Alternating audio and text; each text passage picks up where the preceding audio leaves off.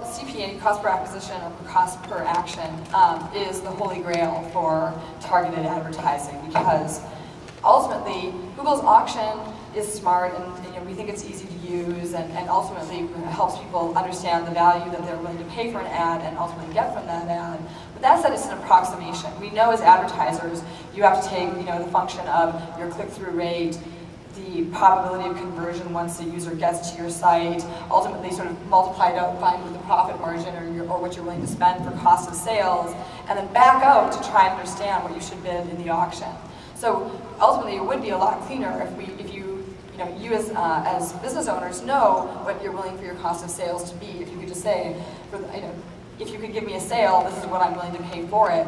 That way, you could actually achieve a much better, more optimized outcome in the auction, because right now we're just dealing with the approximations that people compute off of all of those numbers.